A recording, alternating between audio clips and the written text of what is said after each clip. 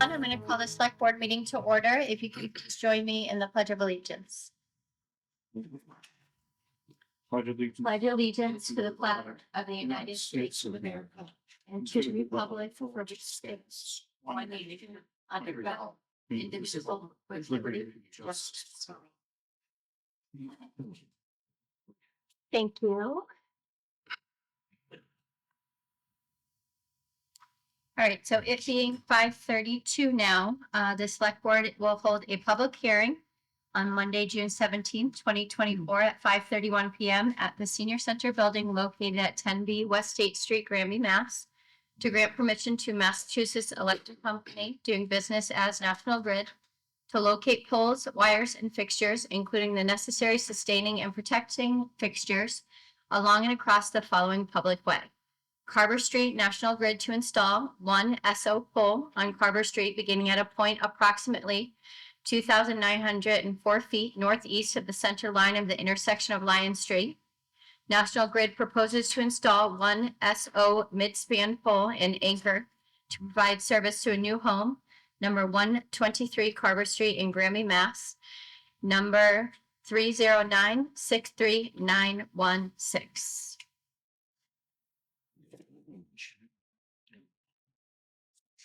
All right, so we will have National Grid come up first. Please. Thank you. Hi, I'm Lisa Jasinski with National Grid.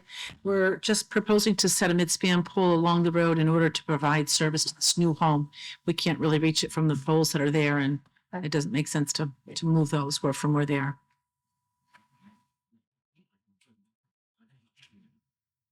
So that was the number 3650, right, on the map? It is, yes. 36 and a half is what it's written as 3650, but it's a half pole, like between 36 and 37. And it's right in front of the new home. Okay.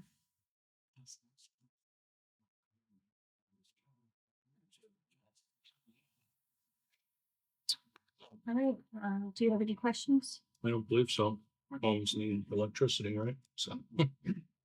And is there anyone here who wants to speak on behalf of the pole going up on Carver Street? Yes. I just have a question. Can you come forward and just sorry. Here. I just have a question about how it impacts the neighbors across the street at 124. Does it impact us in any way? It shouldn't at Can all. you say- The new house that's going up? Sorry, name and address. Yeah. 124 Carver Street.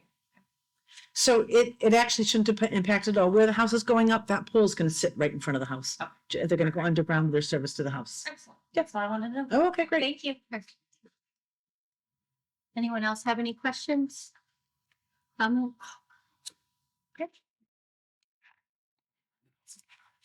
All right, and if you don't have any questions, I will entertain a motion. I make a motion to install a telephone pole in front of Carver Street. yes, on Carver Street. I thought there was an address there. It's 123. Just Thank you. Yes. 123 Carver Street by National Grid. And I will second that. Any further discussion? No. All in favor? Aye. Aye. Thank you very much. Thank you.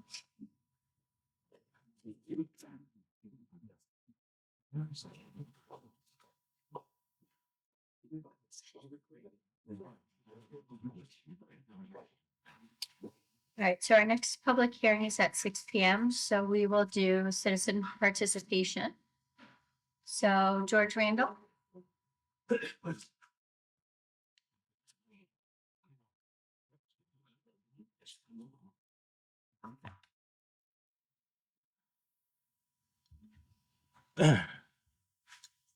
Thank you very much for allowing me to come up for a couple of minutes. I want to make a couple of comments, if I may, regarding a recent Finance Committee meeting. I'm going to encourage the Board of Selectmen, as well as the town manager, to review the meeting if you haven't done so already. Pay particular attention to at 1 hour and 6 minutes, a statement was made that the town manager's hands weren't clean.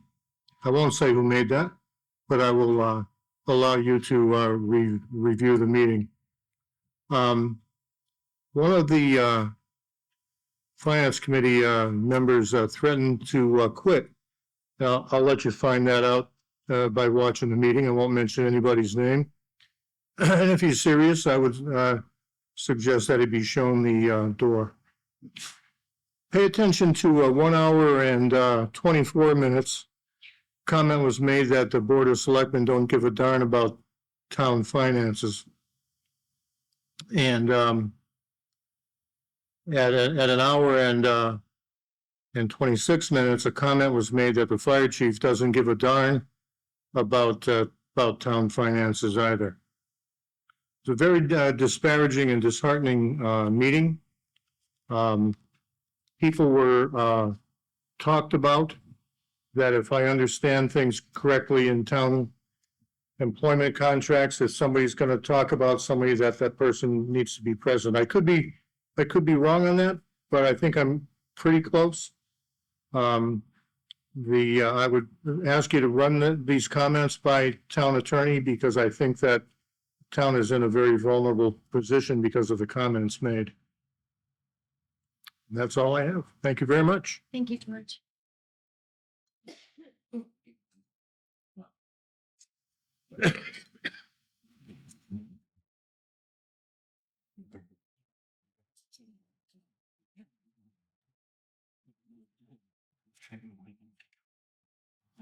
Next for citizen participation is Rich Demaraki to discuss the recall bylaw update.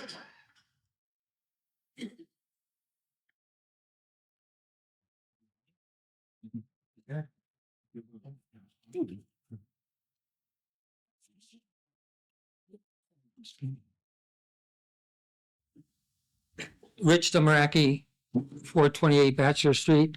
I just wanted to update the board on what's happening with the recall bylaw, especially since there's a new select board member. I'm not sure how much he is aware of what it's all about. I'd just like to say briefly, over half the communities in Massachusetts already have the recall bylaw. And that was as of 4 or 5 years ago, so it's probably significantly higher now. What the bylaw allows residents to do is that any elected official in the town of Granby can be recalled for whatever reason the residents feel is appropriate. If it's something superficial, it probably won't pass. They won't get enough signatures. If it isn't superficial, then it probably will get enough signatures. Back when this was proposed, you need 20% of Granby registered voters to recall an elected official. That was about roughly 1,000 signatures. So you needed, if you could get 1,000 signatures on a petition, you could recall an elected official. Now, this applies for select board members. It applies for school committee members. It applies to anyone who's elected in town. It does not apply to superintendent of schools, because that's not an elected position, that's appointed. This does not apply to anyone who's appointed, but you can hold someone responsible. Let's say they hire someone and that person does a lousy job, but the person who hired them isn't doing anything about that person. That person could be recalled. So it's very important that we have this. Again, the 20% is kind of average. Some are a little bit higher, some are a little bit lower. Some don't base it on registered voters. Some just come up with a number of people they need to recall someone. So what I did, this goes back 4 or 5 years. Now, if you look at what I just gave you, I just want to briefly fill you in on what the state has done. If you look at the last sheet, it's House Bill 4285. And if you look at the date on it, it's 2021. So this bylaw has been at the State House for over 2.5 years. It's been a long time. Part of it is our fault. Part of it is just the time it takes for the state to approve it. But when we started this, H stands for House of Representatives. So the House gave it a bill number 4285. They rejected it for two reasons. They were not material.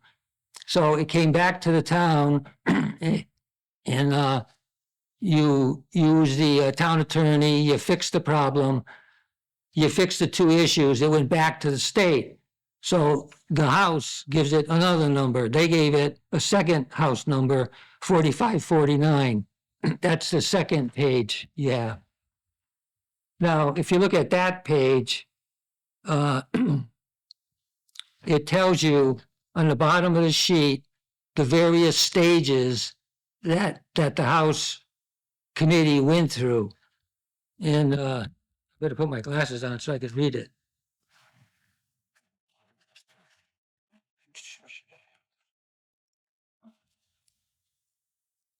And one thing that doesn't seem to make a whole lot of sense, each bill has to be read and approved 3 times. So the House has to approve it 3 times, the Senate has to approve it 3 times. So if you look at that second sheet, it says new draft of House 4285. It says bill reported favorably by committee. It says rules suspended, read second and ordered for a third reading, read third and passed to be engrossed. So the House representative passed it first. Then you go to the first sheet that I gave you. It showed this, anything to do with elections has to go to a joint committee on elections. Okay, so the Senate bill S2444, that's the one that's very important, that it did finally came out of that committee. Now, if you look at that document, there's also a state public hearing on this bill, and there was no one to speak in favor of the bill, no one to speak opposed to the bill. So it passed a public hearing. So the next step was to go to the Joint Committee on Taxation. Now, if you look, it says on March 21st, it says reporting date extended to Tuesday, May 28th, pending concurrence. So that joint committee extended or delayed this vote twice. And I called them and they said there were no issues. They were just so busy that they couldn't get to it. So then on 4/11, it says Senate concurred. Then on the next page, it says bill reported favorably by committee and placed in the orders of the day for the next session. And June 13th is the last thing here. It says read second and ordered to a third reading. So it came out of that Senate Joint Committee fine. That's the important one. So right now, the Senate has to vote on it in total, the entire Senate and the entire House of Representatives have to vote on it. Then it goes to the governor, and then it should be done. So I don't think it should take much longer before it gets finally approved. So I don't know if you have any questions, Dave. Well, it's all new information to me. But I just wanted to give you, You gave us a pretty good synopsis of it. I can read through this. I can ask questions as I get familiar with it. okay, because what happens is people always use the example of, let's say, an elected person commits a crime, he ends up in jail. Now, the town can't do anything about that person because there is no bylaw. You can't get rid of him. Okay. He could conduct business from jail, and you can't do anything about it until you have this bylaw. Then you would have to follow the procedures and replace that person. So I think it's very important. But I just wanted to update you on some of the details of that bill. It is interesting, Rich, how it said in 2022, the Senate read it. It says rules suspended, read second, ordered to a third reading. So it sounds like they were going to be okay with it for the third reading and then it went back. Right. Some of it's a little hard to follow, but anyways, the House they have to read it and vote on it 3 times. So does the Senate. And then after it gets approved by the full House and full Senate, it goes to the governor. The governor signs it, then it's all done. Well, thank you for your work on this, Rich. Okay. I appreciate it.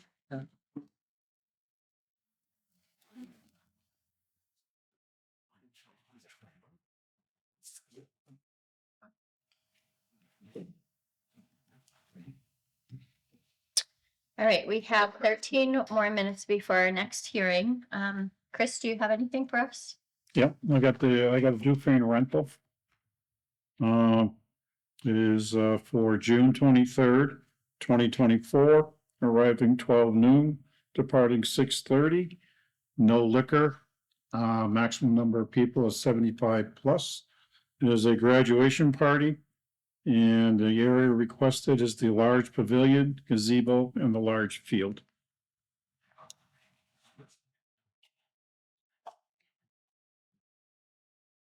All right.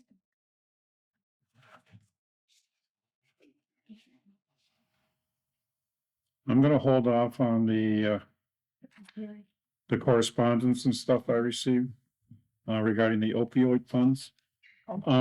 What I do like to do is just so Mr. Randall knows that the town did receive an open meeting law complaint regarding the finance committee meeting. Okay.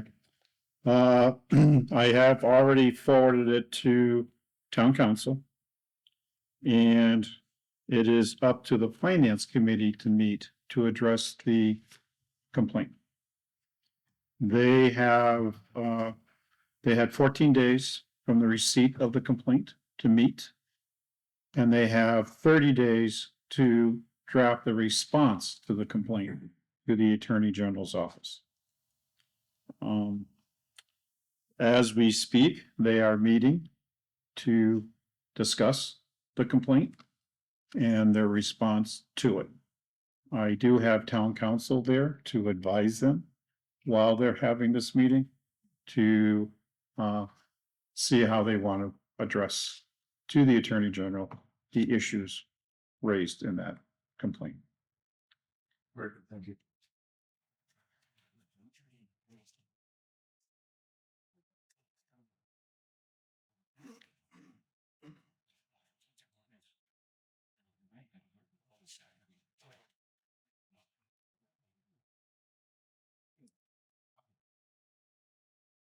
Now, Chris, after they respond to it, does that go straight to the person who made the open meeting? Goes to the Like, Attorney General's Attorney office. General's, okay. Yes.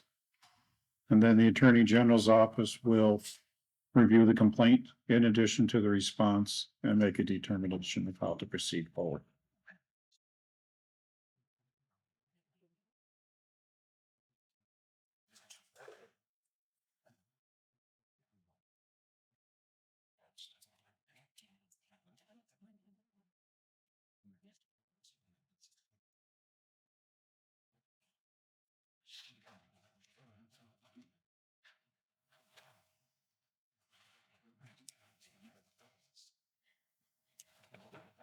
All right. And we're gonna hold off on the other correspondence because that's gonna be a more lengthier discussion. Yes. If you want, I can touch on some of the old and other business items. Yeah, why don't we do that before we move on to the other Okay. stuff? Regarding a town accountant position, we do have one application that was received.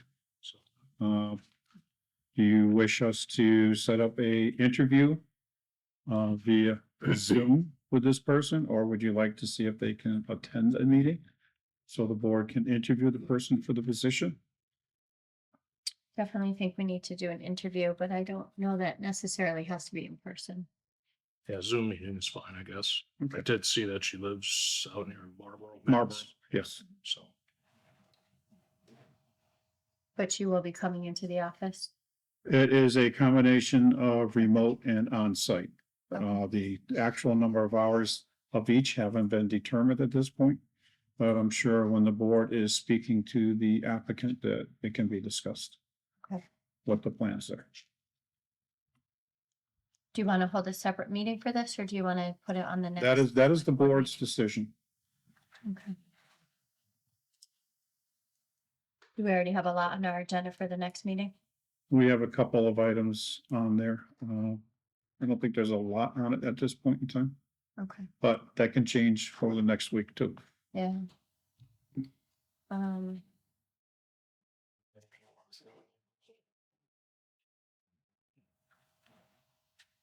If we can, I would like to keep it on the same meeting, just because I don't think it's gonna be that long of a meeting, because there's one applicant. If there was a long list of applicants that we had to Mhm. interview, I think it would be different. Okay, So if we can make it for the next meeting, which would be July 8th. July 8th.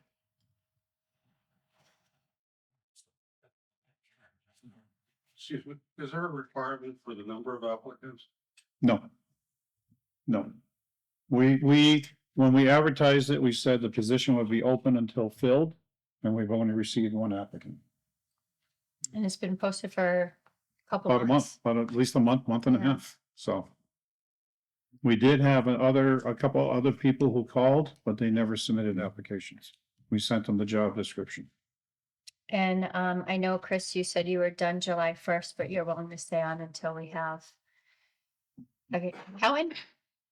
For a while, yes.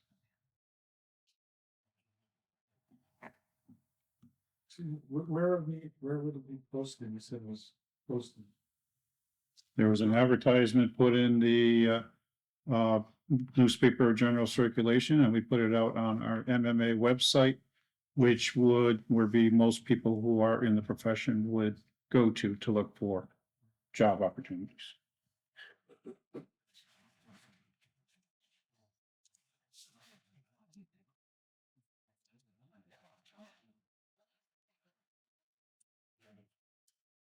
All right, do you want to do the update on Forge Pond? Update on Forge Pond, I did speak with Dave Leonard again. He was contacting the state to see if we could get probably a 30-day extension on the report that has to be submitted. And I haven't heard back from him on that, if he's been successful or not. Do you know what the holdup was? Because I thought at the last meeting, he said he was going to be He able to. was, finish but it on time. He's had some health issues. Okay. So.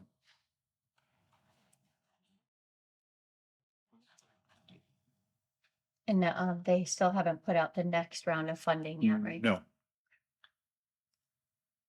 I'm also gonna touch on the hold harmless contract. I Yeah. did run it by our insurance company. They deferred to town council. Town council looked at it, and he actually had a couple other ones that he thought were a little better than the one you had. Okay. There's one that's issued out by DCR. And I want to bring that forward to the board at the next meeting, and if you review it at that point in time. Yes, that was great.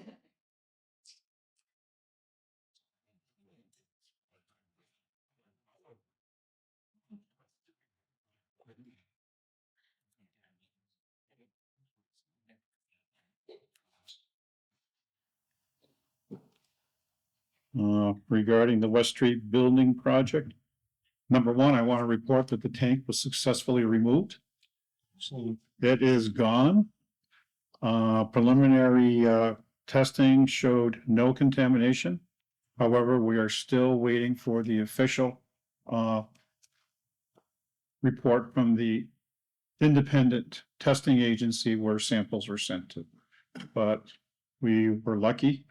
It came out very easily. It was done over a 2-day period, and it is gone. And that's all I really care about at this point in time. And backfilled, or do they have to? It's leave been it open? backfilled. It's been backfilled already. They don't leave it open No, until the testing, okay. correct.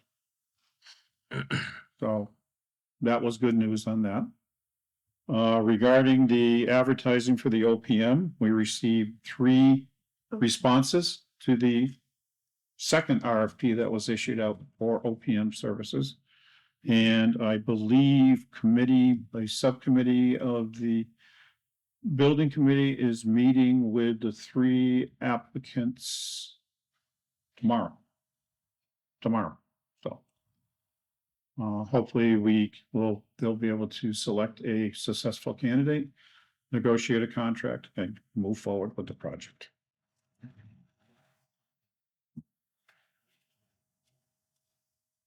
So the subcommittee tells the committee who they want or who their first pick is, and then they review all of Hmm. all of the applications at the same time, or have The, they? the full committee decided to have a subcommittee meet to, review all the submissions.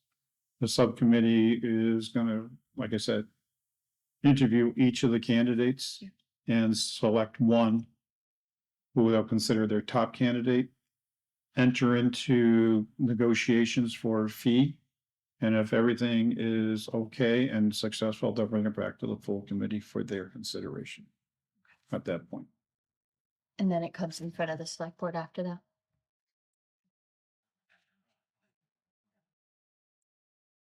That's good news that you guys had 3, because I know the last one we didn't get anyone, right? Correct, So that's good. correct. And then we did get the recall bylaw update from Mr. Demaraki. Do you have anything in addition to that?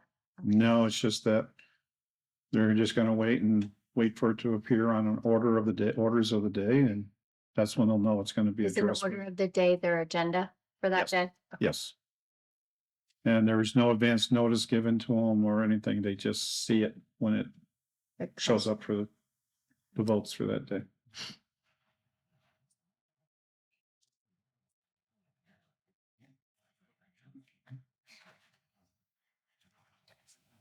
All right, Mass DOT project coming along. Moving along, you know.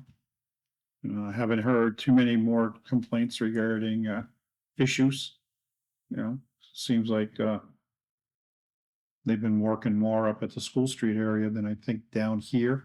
A lot has been done in the last couple of weeks there. I noticed a lot of underground work being done and they started widening everything out Yeah, to so put the road right in place. so I think they put this end on hold for now to catch up on the other end. So, Well, I think there was a lot of traffic issues too at that end on School Street.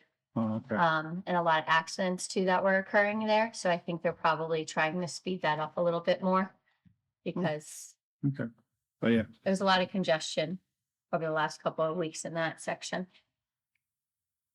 yeah, but when they work at Pleasant Street, there's a lot of congestion there too. Yeah, yeah, you're right. But I think what's hard is when there's no detail there, there's at least lights to stop people.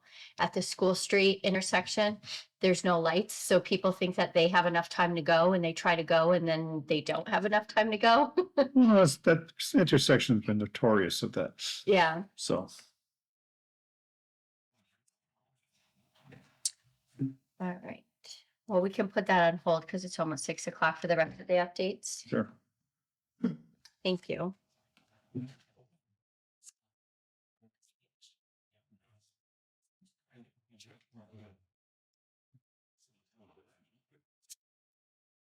All right. So it being 6 o'clock, we are going to continue the public hearing on Monday, June 17th, 2024 at 10 West State Street, Granby, Mass. At 6 p.m. to consider a gravel permit application by LG Development LLC applicant and owners James and Kathy A. Slate, ETAL, 44 Mercier Drive, Belchertown, Mass. to remove earth materials from property located on Tromke Ave as per the zoning bylaw, Section 5, Special Use Regulations and Performance Standards, 5.8 earth removal of the town of Granby.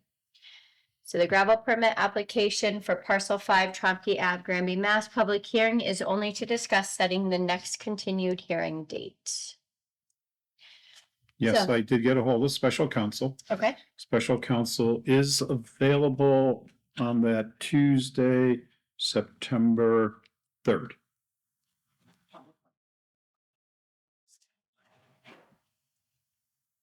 We are not holding the meeting on the 2nd because that's Labor Day. Right. So, and I think when we talked, if he chose the 3rd, our regular meeting was going to be held on the 9th. We were just going to hold a special meeting Just Or- for the gravel. just for the permit application process. Yes. All right. And is that going to be at 5:30? 6? board determines. 5:30 still works for me. Does that work for you, Dave?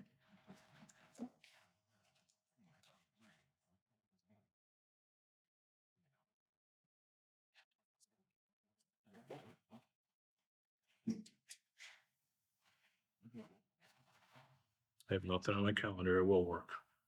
5:30 on September 3rd. Yes. Yep.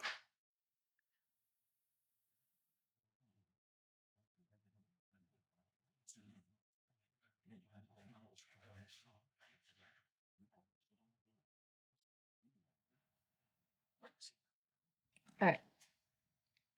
And so now, Chris, you have to make sure it works with their attorney, correct? Or did you already run that by them? I'm here to speak. Okay, yes, please. Yes, but Okay, 5:30. 5:30 on September 3rd? Okay.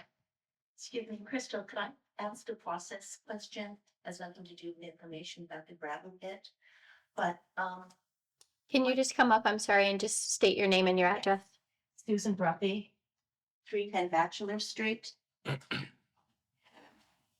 And I did have a question that's probably going to have to be addressed to your special counsel, Attorney Costa. I know that at the last meeting on June 3rd, that the applicants were not here. The two applicants are LJ Development and James and Kathy Slate. So the information that was given by Mr. Tromke, who was not the applicant. And he indicated that he wanted this put off to September. I'm assuming that he's speaking for the applicant, but he's not the applicant.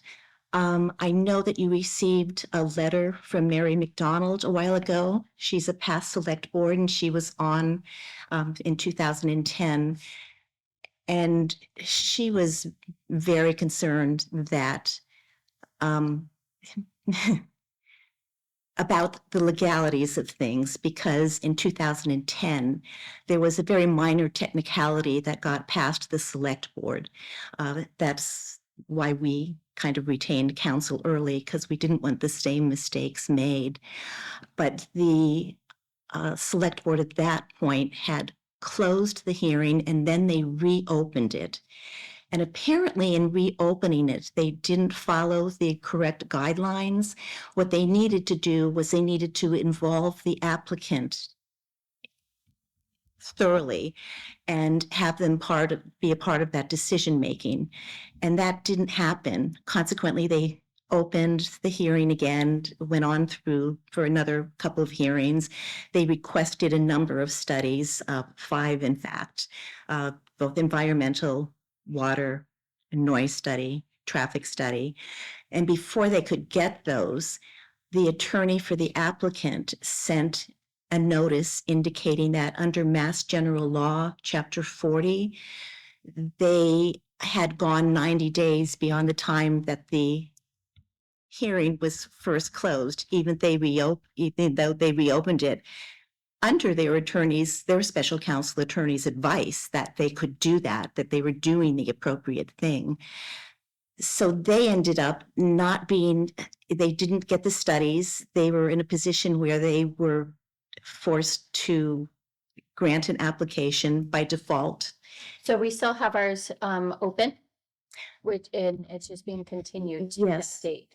But So your concern is My that the cons- applicant is not here. my concern is that exactly on April 1st, in fact, there were 2 co-owners of LJ Development. And so Mr. Jackson wasn't there. I know that his attorney had indicated that he would be there, but he didn't come. So even extending it to June 3rd did not engage all of LJ Development. And I know that Mr. Tromke he said at the first hearing, he's speaking for his family. So I'm assuming that the lawyer that is representing LJ Development is not Mr. Tromke's lawyer, it's the applicant's lawyer.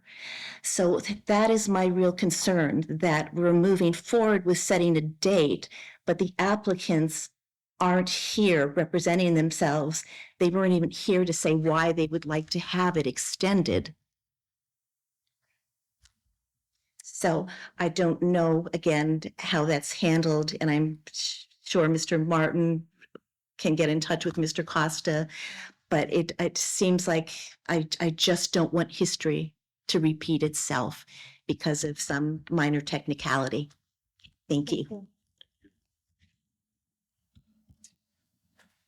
Do you know anything about that, Chris?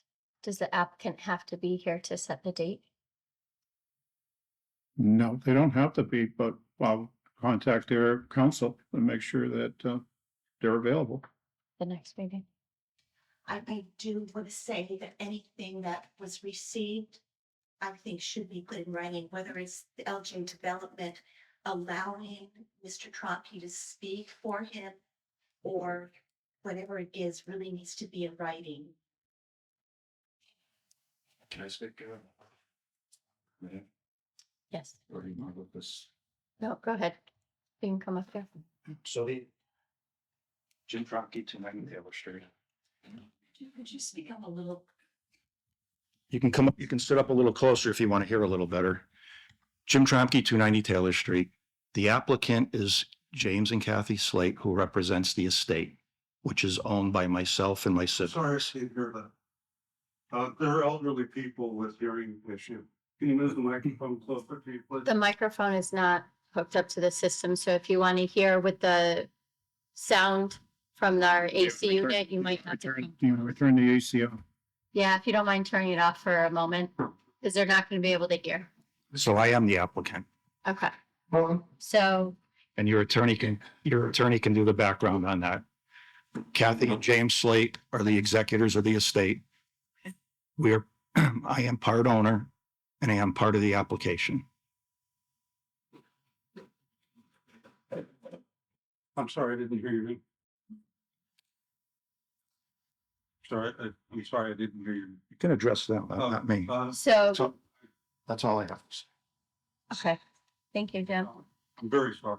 So Kathy and James Slate, which are on the application, Mhm. own the estate along with Jim Tromke. Okay, So he is also an owner and he's also on the application. so who's this owner? That is James Tromke. Okay, Yes. okay. So he is the applicant, is what he's saying, and it is in the attorney records. He's not the. This isn't a public hearing, guys. We were only setting the date. He just wanted to clarify that he is on part of the application because he owns the land. That's Right. all he's saying. So we're not, okay. I'm just saying that he's a landowner, he's not the applicant. The applicant is LJ Development, it says right on their own application. He's a co-applicant is what I understand. Yeah. He's a That's not- co-app. Is that official? Is that what the application says? So again, we cannot deliberate right now. We don't have our special town council present. This was just to set a date. Right. So Mr. Martin will get in contact with the applicant's lawyer and make sure they know that it's going to continue on September 3rd at 5:30 PM Right, okay. to Kathy and James Slate. And he'll make sure that they are here. And can it be in writing that Mr. Tromke is a co-applicant? Because as far as this says, doesn't mention his name as applicant to. That would be part of the application. Happy. So again, that would be part of the application process. I don't have the paperwork right in front of me because we were only supposed to set a date today. So I cannot speak to the specifics of that application. It's at a folder at home because we were only setting the date today. So I apologize for not having it with me, but we will have to continue this hearing on September 3rd at 5:30 PM when we have our special town council here as well. And everyone else's council can be present as well. So I think that would be fair to everyone.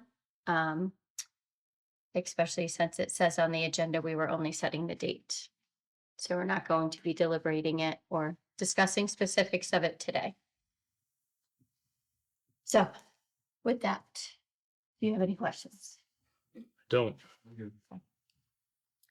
All right, so I will entertain a motion to continue this public hearing for September 3rd at 5:30 PM pending the applicant's lawyer can be present. I make a motion to continue the hearing to September 3rd. No, you can't make it a pending. You can't make it pending. Maybe, Okay, I'm so sorry. excuse me. Mr. Martin's You- gonna be. You can't make it pending. Okay. You are setting a date, September For 3rd, 5:30. 2024 at 5:30.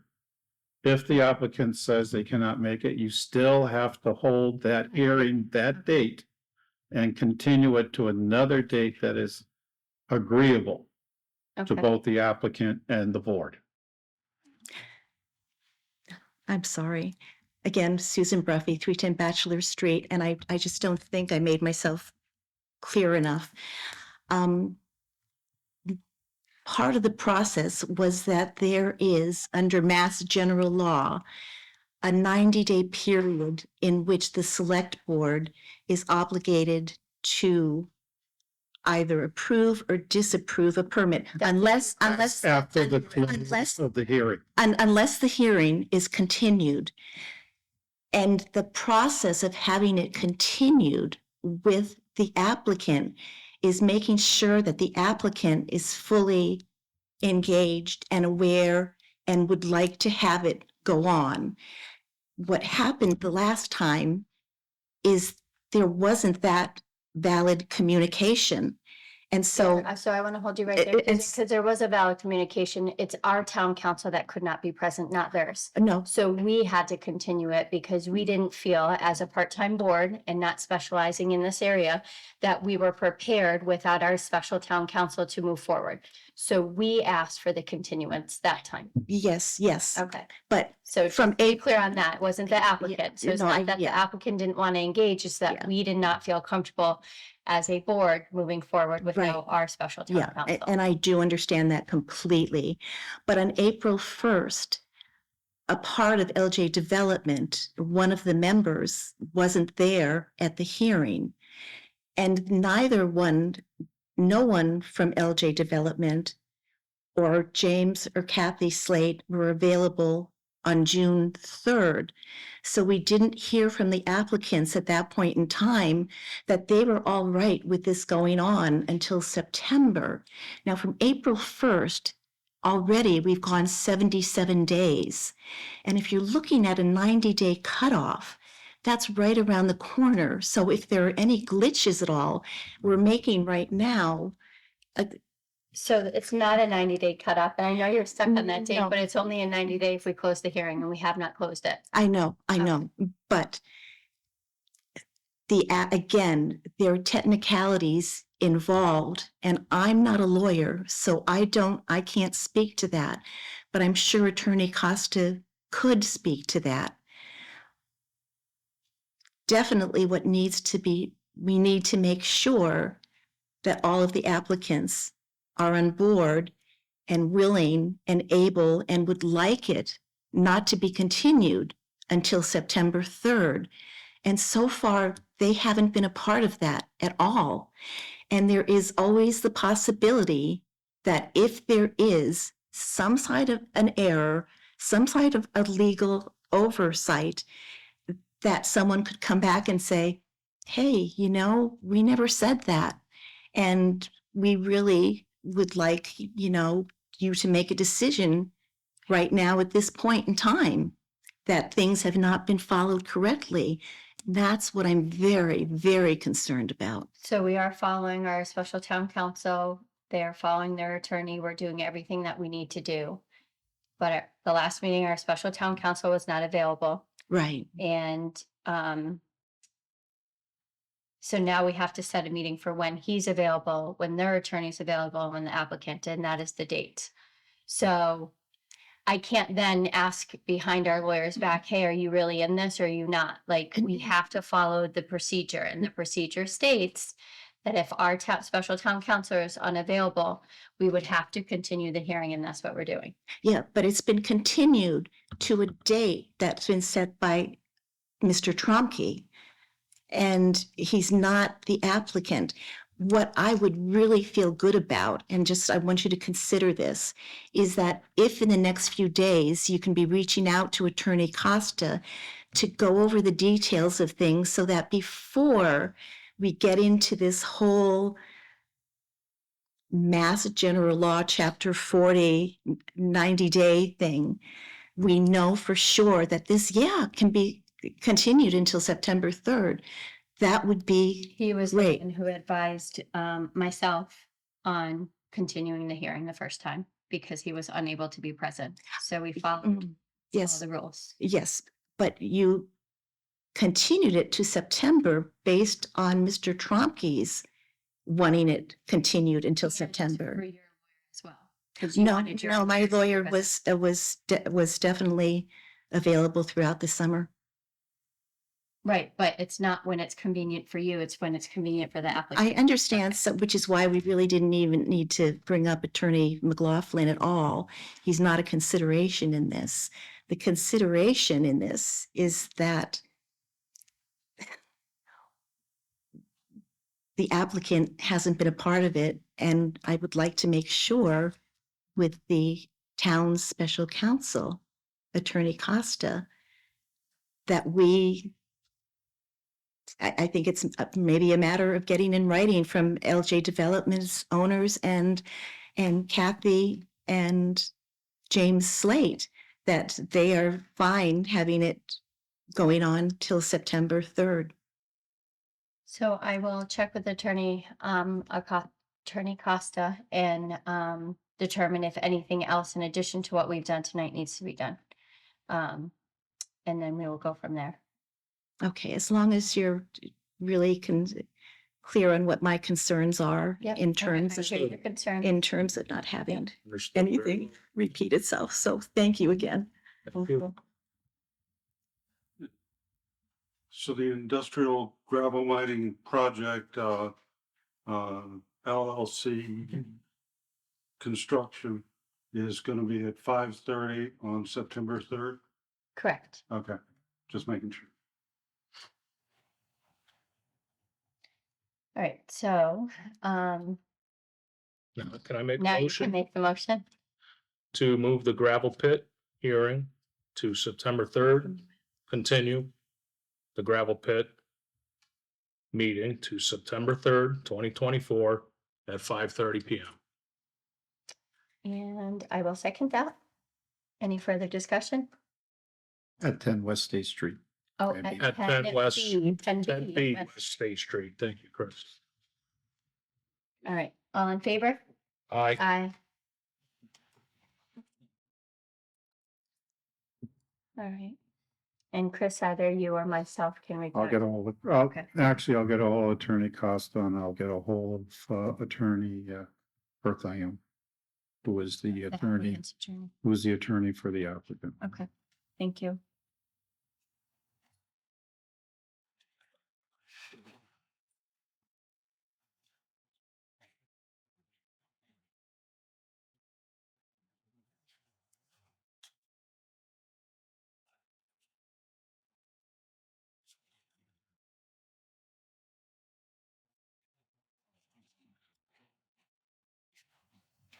All right, Chris, do you want to go back to the opioid discussion, or do you want me to continue at new business? No, we can do the Okay. open discussion if you want. I had a conversation with Lena, with the organization that's overseeing the opioid funds. You should have a copy of the email I received from her and what we talked about. Yeah. Do.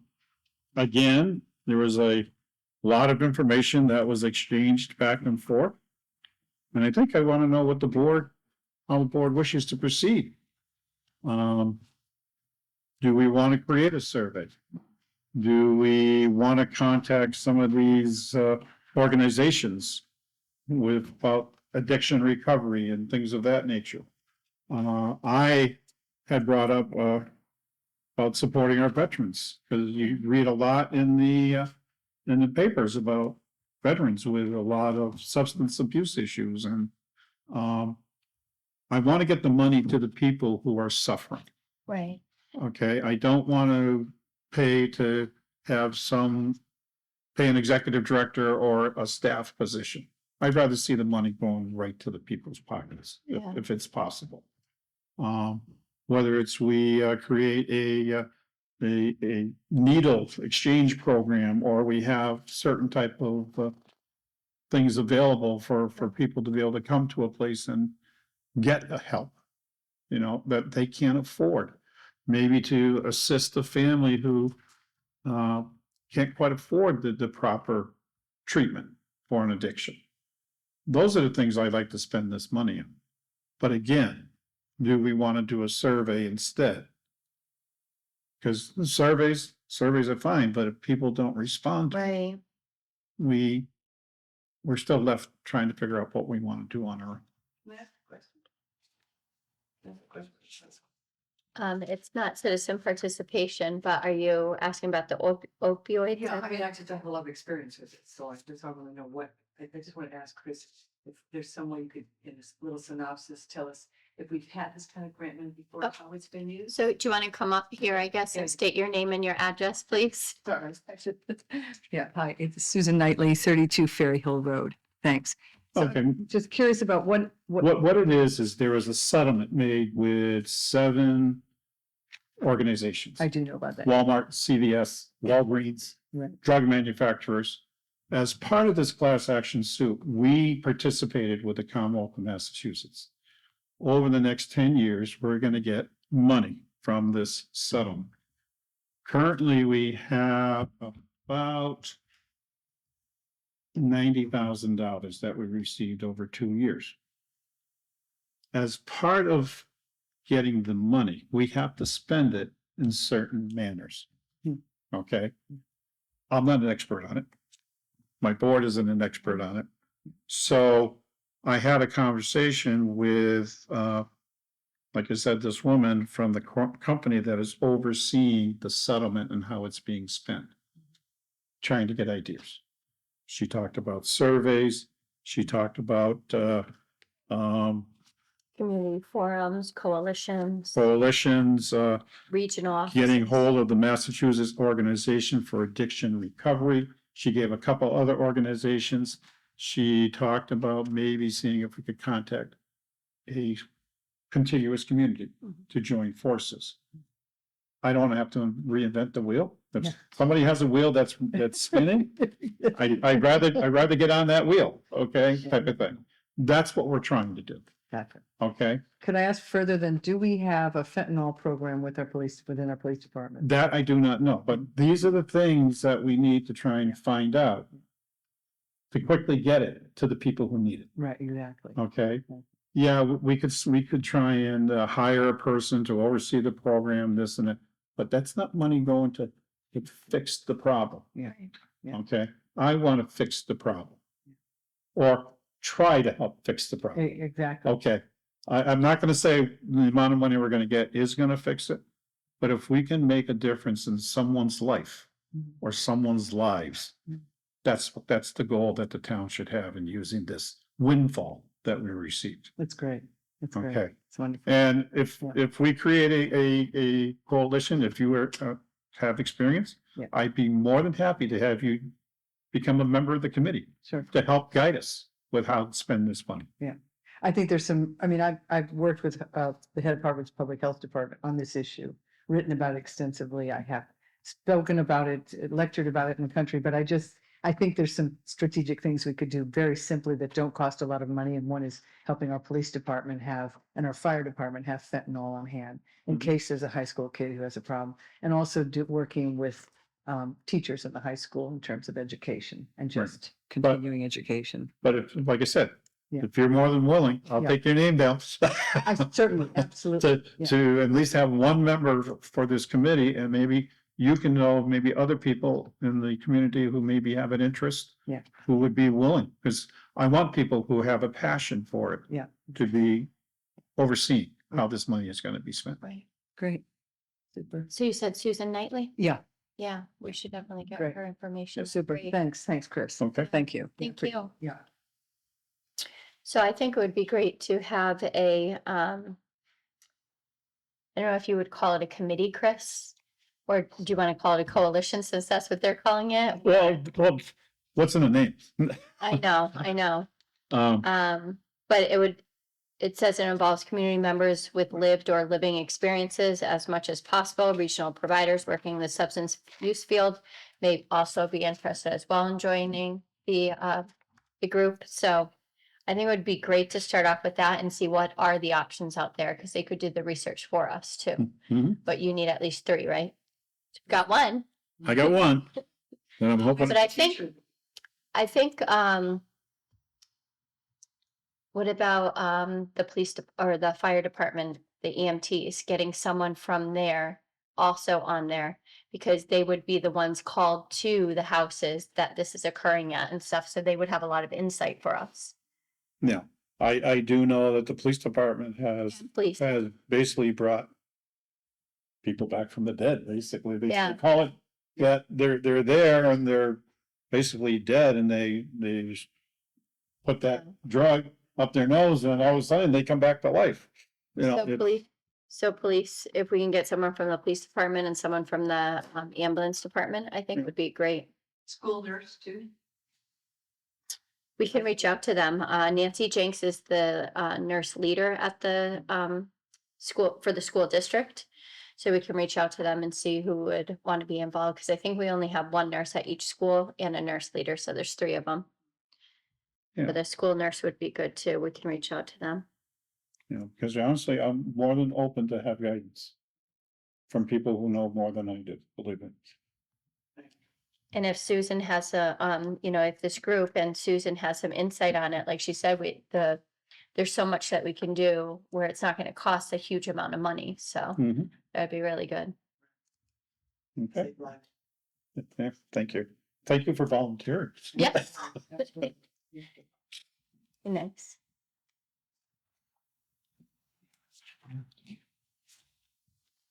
Right, so I do realize now, sorry, it's my fault, is after we did the poll hearing, you and I never signed. So do you need me to, this one doesn't have a signature. I don't see Kathy right there, but this one doesn't have a signature on it. Only this one does. So do I have to sign this one? No, if it doesn't have a Okay, signature. it doesn't have a signature line. So just want to make sure we sign that. Veteran Service Office. Yes. Yes. Yeah. Thank you, George, for that. That's a really good idea for veterans too. He's really committed to the town of Granby. Kind of. What's his name? Dave Mendoza. Mendoza, Mendoza, I think.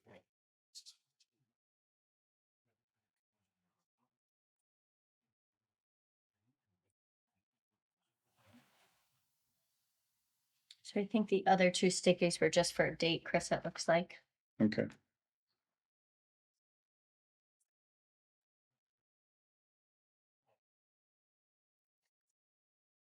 So the blue ones are for us.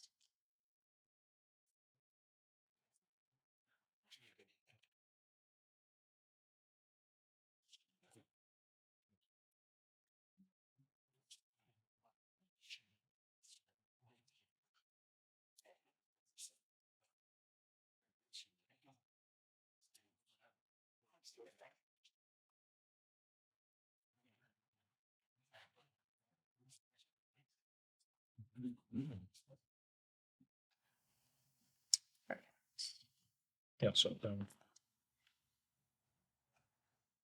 Yeah, it should have only been 2 sheets. petition. That's still the same thing. It's all the paperwork, yeah. Yeah. All right, so next on the agenda is to accept departmental reports. So I will entertain a motion to accept the departmental reports. Make a motion to accept the departmental reports. And I will second that. Any further discussion? No questions, nothing? No, All right.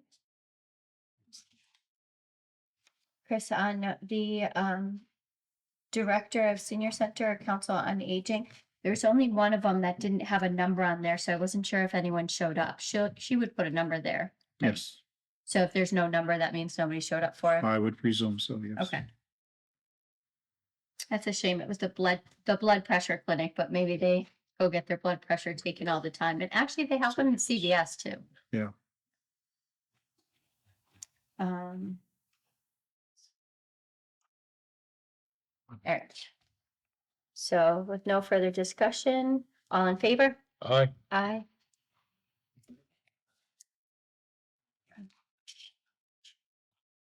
Then we have to approve and sign maintenance warrants. Thank you. That's this one right here.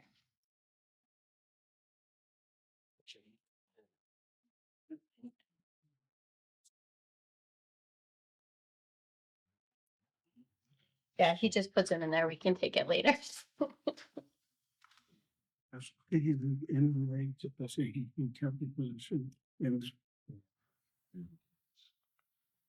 Yeah, I'm ready. Make a motion for authorization for payment on dated 6/7/2024, warrant number 0075. Total disbursement for warrant 0075, $327,786.88. And so second that motion. Any further discussion? 0075 is what, Chris? Do you know what? That one was a maintenance warrant. Nothing specific. So it goes, Yeah. the maintenance warrants go along with the payroll, so Yeah. it's like. all- Maintenance warrant is basically what we're doing is paying the taxes and things that are deducted, certain union dues, things of that nature Okay. that go along with the payroll. I haven't read through all the codes yet, so. Nope, and that's okay. Yeah. That's okay. There's a lot of codes to remember. Mhm. Yes, there are. It took me probably a year and a half. And even then I still like, is that police or fire? I Yep. Go back and Yeah. forth. All right. So since there's no further discussion, all in favor? Aye. These first. It doesn't matter.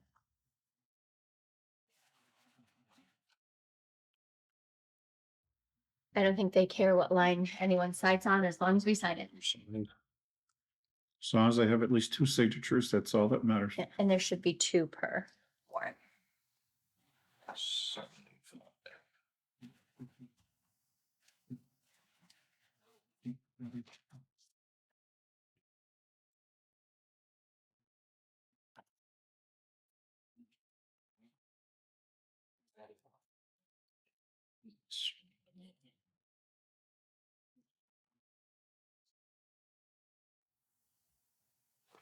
So I believe it's on the last page, the total amount. Or second to last page, if I remember correctly. Last page. Yeah. Okay, make a motion for Town of Granby warrant number 74 dated 6/5/2024 payroll account summary for the sum of Gross, do the gross amount. $575,485.96. I will second that motion. Any further discussion? I did have one question actually, Chris. The reevaluation, what was that for? It was 141. Is that, Reval is, what it is the assessors go out and visit Okay. properties. Per town meeting, they get $35 per visit. And if they go out and they visit 30 properties, they get 30 times $35 for that. okay. That And makes, what they do is they go, they review the property, they take pictures, making sure they've captured any improvements that have been done, making sure all the building permits that have been taken out have been recorded as part of the value, things of that nature, so. and do they have a set number of houses they do annually? Or is It's it- 1/6 of the properties in Granby. So all the houses are kind of like on a rotating schedule? They try and do like neighborhoods, Okay. certain sections of town. They'll try and do them all in one section, then they'll go to the next section next year, so on and so forth. So it becomes a round robin effect. So it's a round robin effect, so Okay. eventually you get back to the first round section again. Starting. So, if there's no further discussion, all in favor? Aye.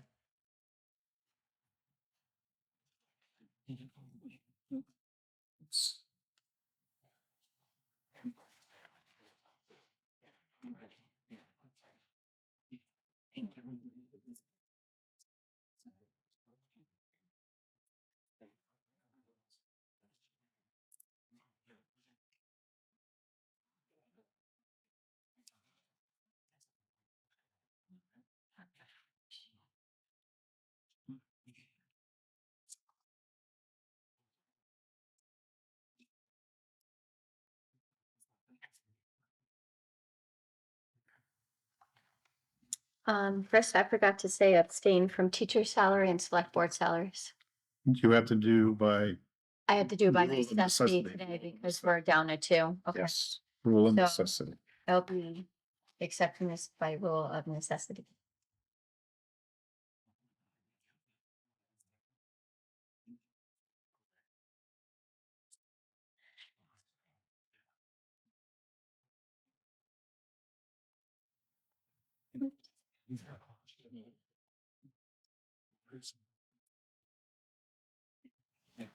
All right. So I believe the minutes are coming to us the next meeting for approval. I don't think we have any. I don't have a folder here for minutes, so I think the minutes are going to be coming to us next meeting. So we have no minutes to approve tonight. We did the open meeting law complaint. Did you have anything else for us, Chris, or just what you? Okay. No, So then next is our MOU for the annual reports for green communities. Would you like us to read it? you can, or you can just give a synopsis.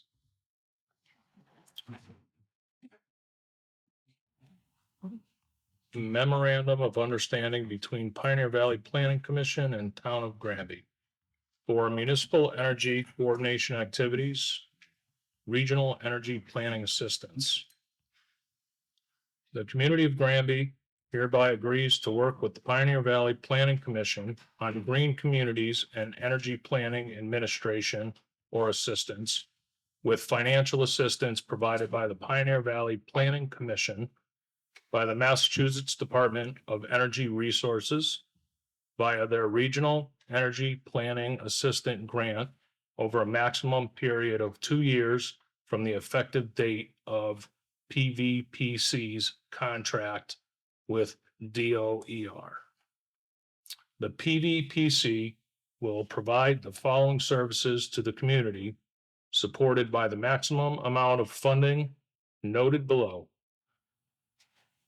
For existing green communities, assist with grant application preparation, assist with annual report preparation, present results of the annual report at virtual or in-person meeting to a municipal executive board, assist with adding regional schools to the municipality's ERP to make projects at the school buildings eligible for energy use reduction using GC funding. For net zero planning, net zero municipal operations, develop a net zero emissions plan, for municipal buildings and operation, including establishing a greenhouse gas emissions baseline and mass energy insight. Community-wide GHG emissions reduction to prepare for development of GHG emissions reduction plan while addressing environmental justice and empowering community-driven solutions, includes stakeholder engagement, community workshops, and drafting of a scope of work for the full plan. For regional clean energy planning, please indicate which regional projects you would participate in. Clean energy coaching for residents, information on weatherization and building envelope improvements, electrification, solar and EVs, selecting contractors and understanding and comparing notes. Regional clean energy work group for peer-to-peer learning and exchange. Explanation for why support from PVPC is necessary. Our community has very limited staff and limited staff time and expertise in green communities, mass energy insight, and clean energy planning and projects. However, we are very eager to reduce municipal energy use and transition to clean energy. Collaborating with the Pioneer Valley Planning Commission will help us build local capacity to achieve our municipal clean energy and climate action goals, as well as advancing our regions and Commonwealth's goals. So what we have to do for the existing green communities, and it says to check the highest priority boxes that apply to your community's needs and priorities. So I know, Chris, we used them last year for our annual report, correct? So I think we definitely need to use them for that. And then to assist us with grant application preparation, I know we're going to be looking towards getting the MWRA or some kind of municipal water into town.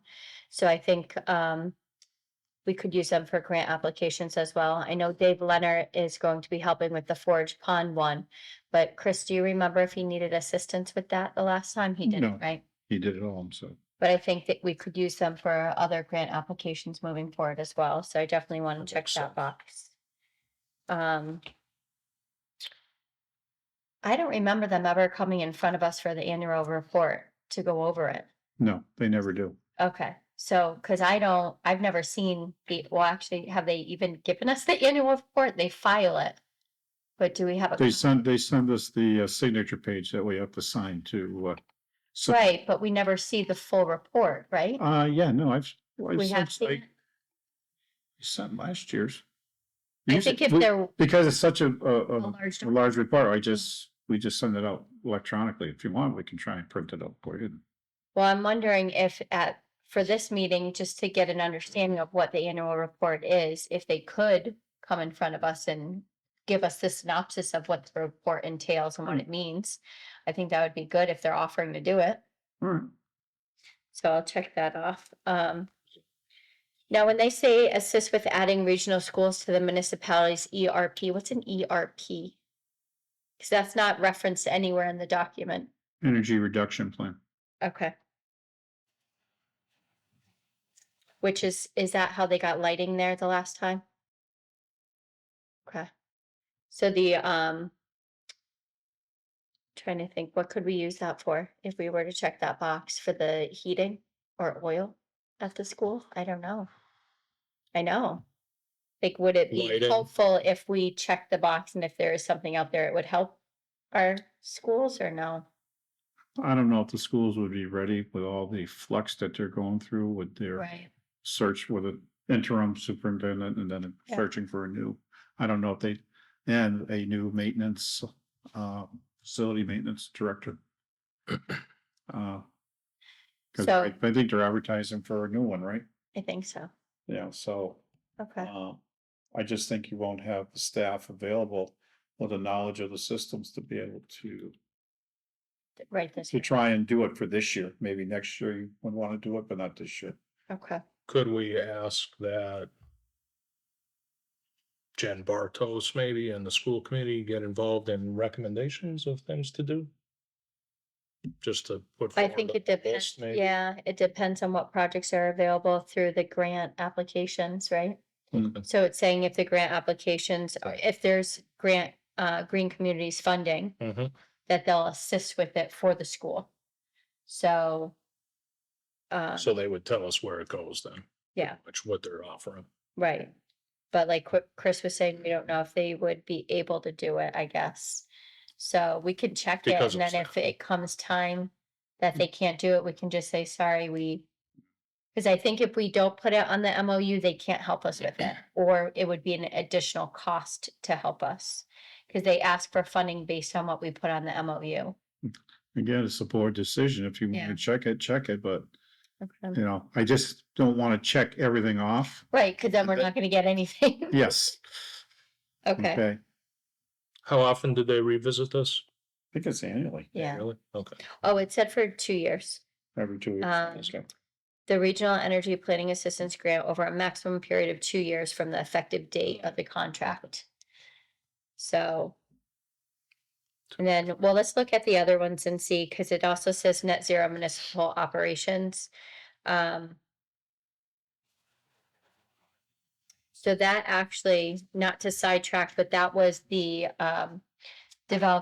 developing a community-wide GHG emissions reduction plan for the town of Granby. That's what I met with Mimi on, which is the second box that you check here.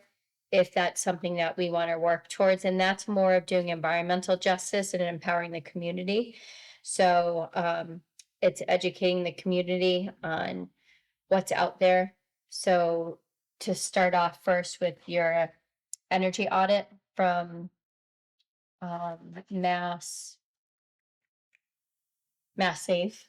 That's a new initiative. You have to get the energy audit first, and then they will walk you through what your house needs or what kind of grants and different funding are out there. But so I guess we have to decide, do we want a net zero municipal operations? Do we want a community-wide GHG emissions reduction, which would be the plan that was sent to you and Glenn for review for this meeting? Yes, it did read through it. So the first box would just be for municipal buildings. The second box would be for the community. Which wouldn't include municipal buildings. They'd separate it residential and. Yeah. Because that bottom one is more educating the community on what's out there. And what about businesses in town? I think they I would, think that would they would be for the I community. think it's municipal versus non-municipal. Okay. I think that's the way to Yeah. deal with it. So they would be part of the community one. And like, I agree with Chris, if we check off all the boxes, then they're gonna be like, So- okay, so what? Because this is supposed to be our top priority or our highest priority boxes. And the only thing I can think of, Chris, that we would need for municipal, our net zero municipal would be the West Street building. Right? And that, I think, we're currently working on that, because I've got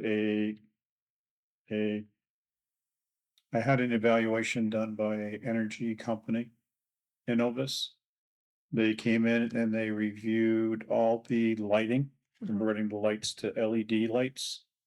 And then we also had them look at heat and air conditioning with heat pumps. They gave a price for that.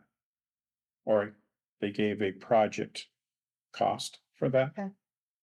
The next step would be to submit it to the utility companies to see what we could get for incentives from them.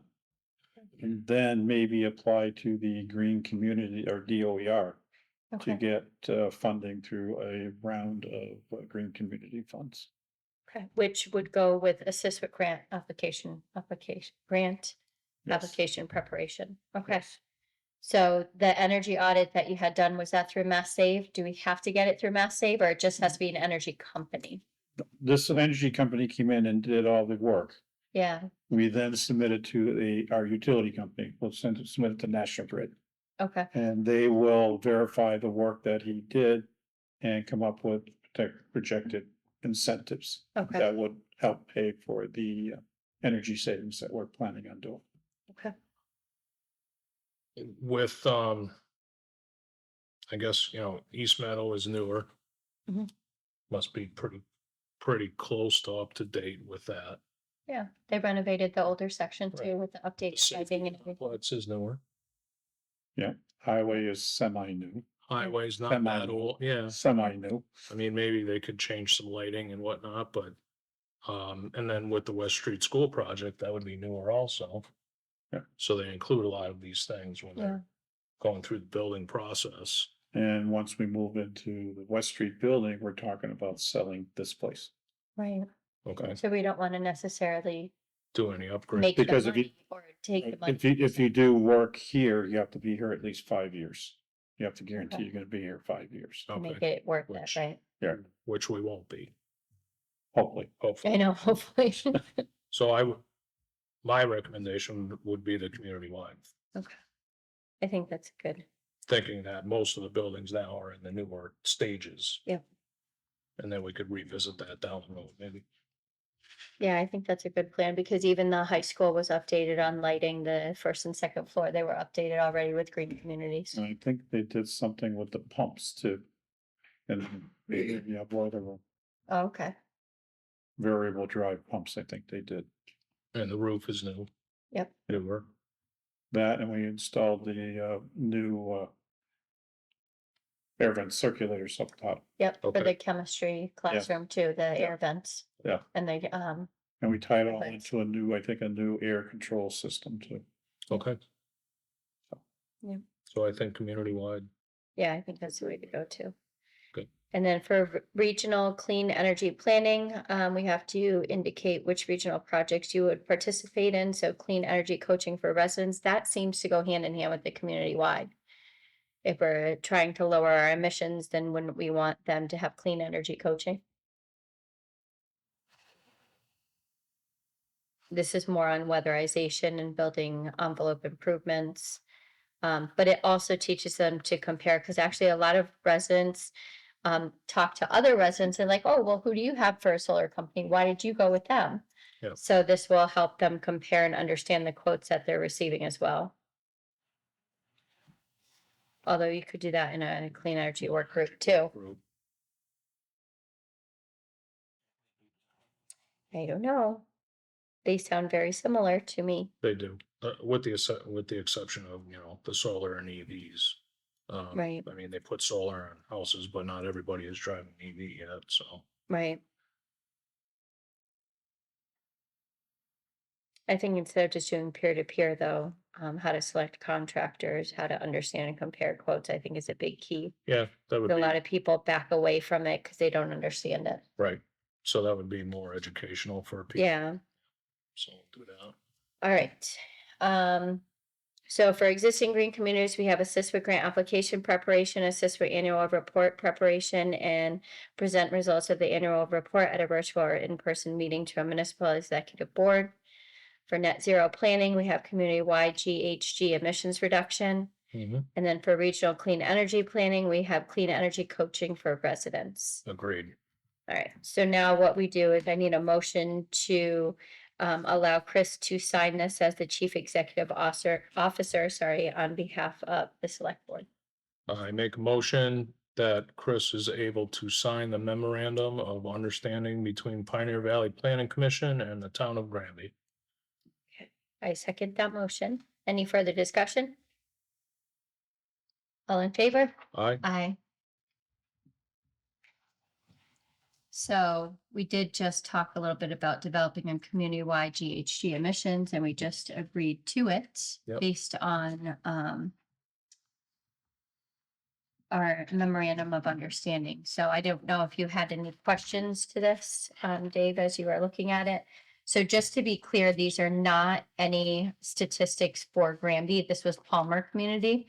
So she tried to, Mimi from Green Communities tried to, or Pioneer Valley Planning Commission, sorry, tried to make us our own PowerPoint based off of other, a different town about our size. They are a little bit bigger than us. Yeah. As far as the number of residents, so that we could understand what they'd be doing. So they'd be looking at residential versus municipal versus commercial, doing a total GHG emissions. And the way that they find this data is through many sources online.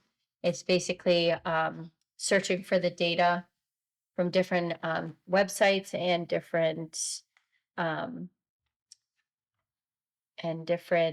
companies, like the electric company and so forth.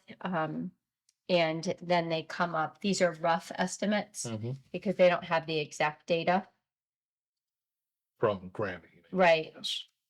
But even she said when they do it for Granby, it's still going to be rougher estimates, not as rough as Palmer's is, but they're very limited on the data that they have in front of them. So they have electricity use, electricity emissions they're going to look at, heating fuel emissions, transportation, sorry. So, and we don't have public transportation, so they would have to go based on residential really for that one. Right.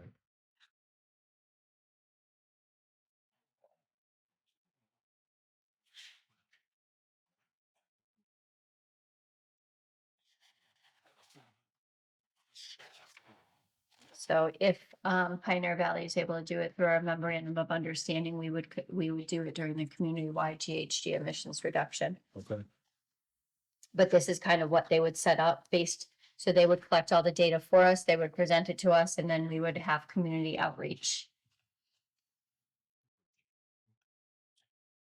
Chris, I know we have EV chargers at the police station, we have them at the library, and we have them here. And then, yeah, but the schools is separate, right? The schools maintain theirs. Because I know they were trying to figure out what was wrong with theirs at one point, and I don't even know if they're up and running yet. Yeah, no clue. Yeah, No clue. but I think they have two as well. So we do have EV chargers. So I don't know that we would have to increase the amount of them for our town anyways. Because I don't think we have a lot of people using them. Not at this point in time. I don't see Yeah. the need.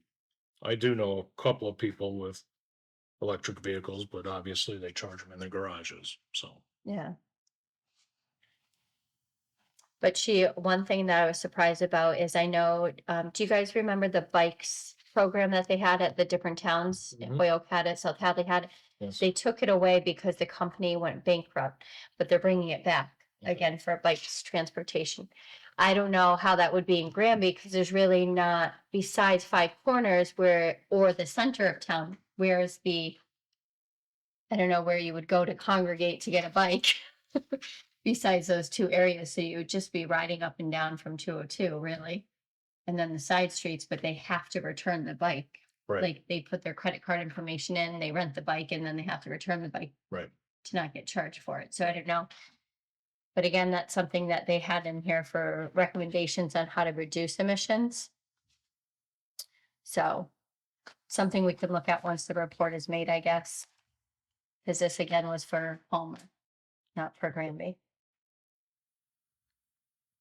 I'd be curious to see what they would come up with for bikes. I mean, get a bike at the common or even down here and ride 202 is, not a lot of people are comfortable doing that. Right, but they're supposed to be, that's why they're doing that, the 202 project is besides getting sidewalks, they're supposed to have bike lanes too. I think that was the original plan. All right, so 5 is good, 6 is good. So I don't know, Chris, if we should continue with the goals for the fiscal year 2025 without Glenn. I mean, we can discuss them, but I don't know that we should make any decision on them without Glenn here. Board's call. Okay. So and again, mine was just kind of a draft from the town meeting. I did have that paper somewhere. Hold on, I had reorganized it. So Chris will sign this one. Do you want that one actually? Chris, you need 2 copies of the memorandum? You need both copies of that, right? Okay.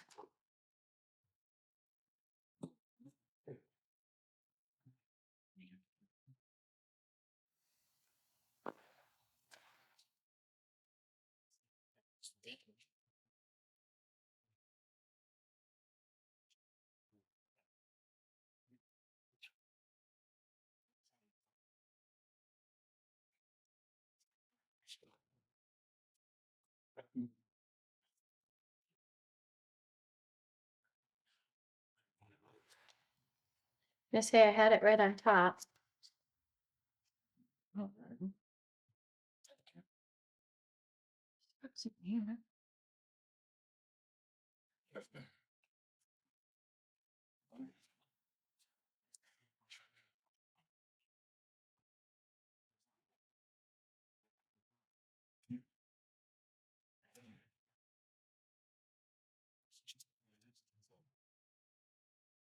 Yep.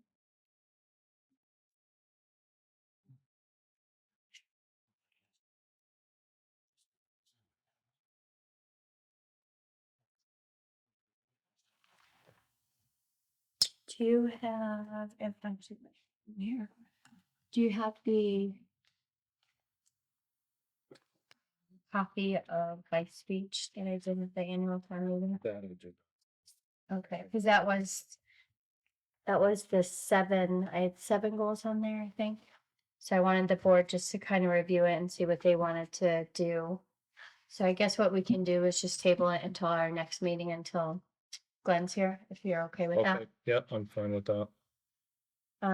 I do want to recognize that I think the finance committee, they had 3 actions that they wanted us to consider, develop a vision and strategic plan for Granby that can provide a framework for considering questions and issues. Yep.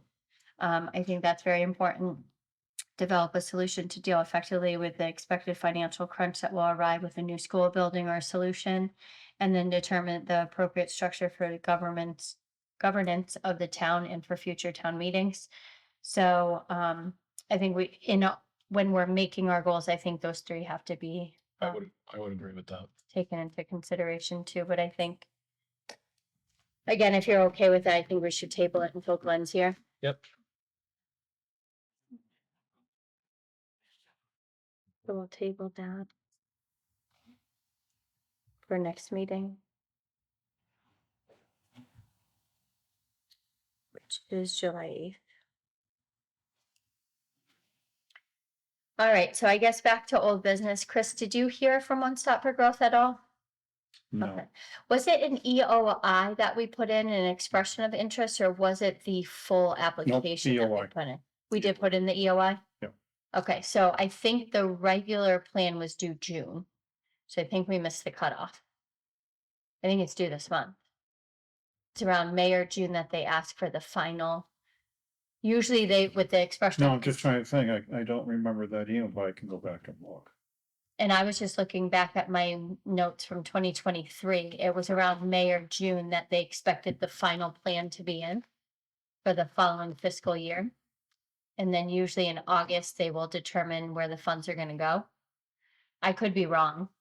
That's just what Let me they go do. back- Let me go back and look and see Because the EOI is just that they can direct us at which which agency. agency will Okay. give us funding. I don't think we ever got anything from them that said which Okay. agency to go to.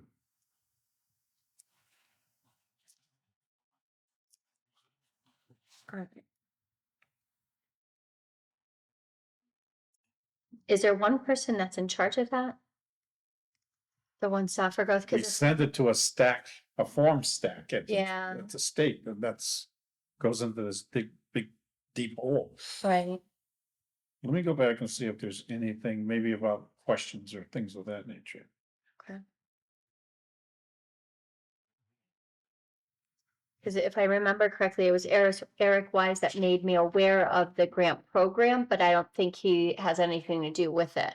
Because No. he's from Pioneer Valley, right? Yep.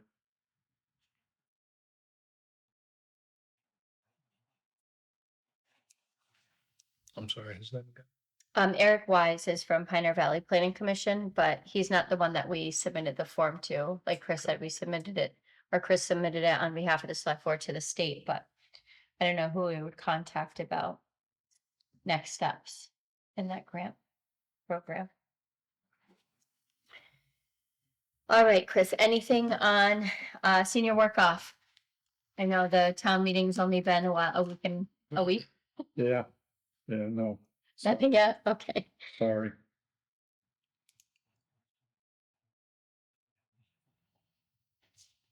All right, and you have Mr. Sexton and Mr.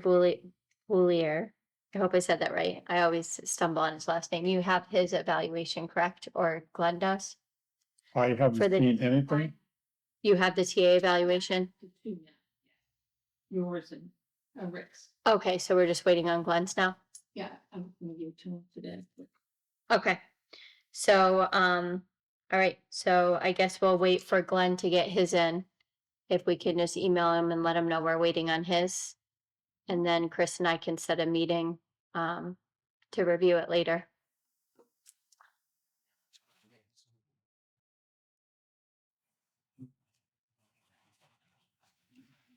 All right, and municipal water, I know Glenn was reaching out to District 2, Tim Colley, right? But he's not here to give us an update on it.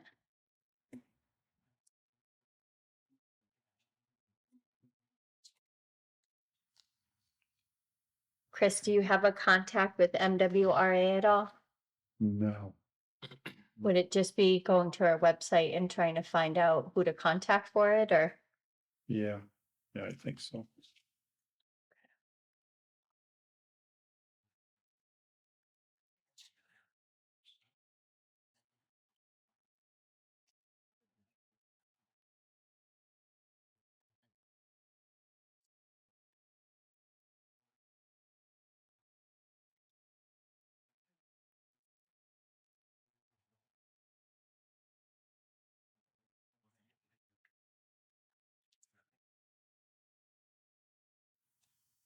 Chris, was District 2 wasn't who you guys worked with before on municipal water, right? It was District 1 right here?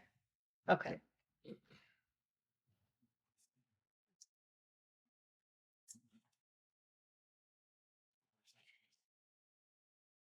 All right, so we'll see if Glenn has an update for District 2, for Tim Colley, next time, and then Chris, do you want me to search the MWRA website and find out who to contact, or I will you, can, you'll be able to do that? I can go on. Okay.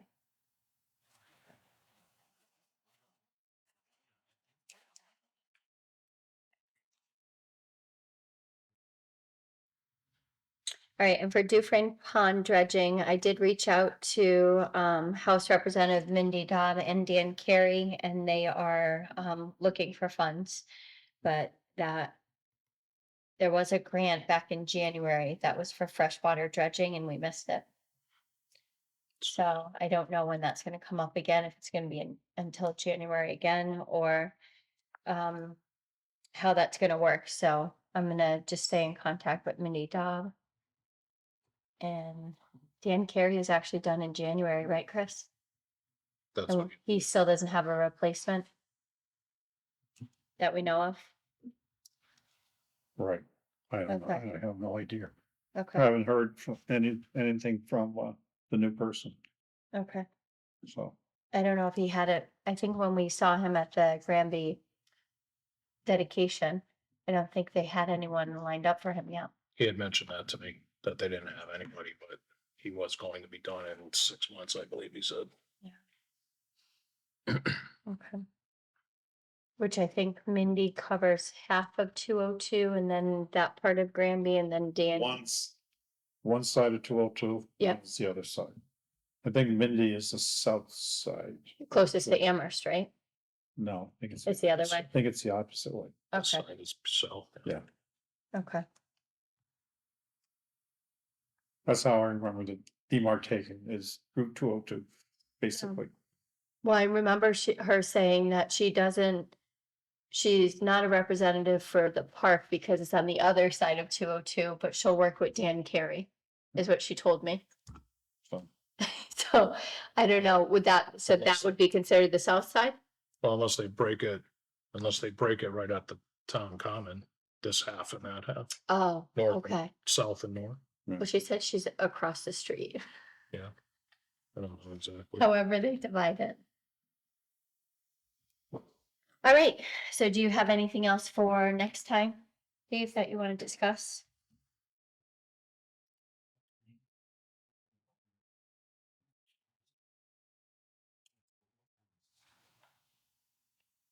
The finance committee meeting that I watched was quite horrendous. well, hopefully we'll It's have so- a response to the open meeting law complaint by then, Yeah, Okay, for our next meeting. right. hopefully. Okay. I did watch it. It was a little bit disturbing for everyone.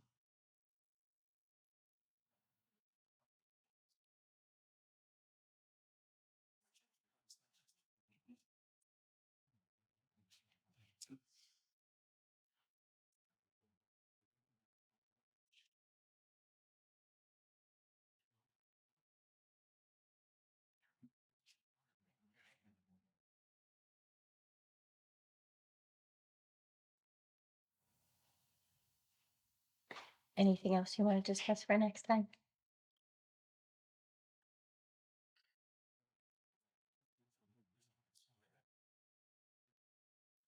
That comes to mind right now. I gotta make some more notes on stuff. Okay. All right, so with that, I will entertain a motion to end or adjourn the meeting. Make a motion to adjourn the meeting. And I will second that motion. Any further discussion?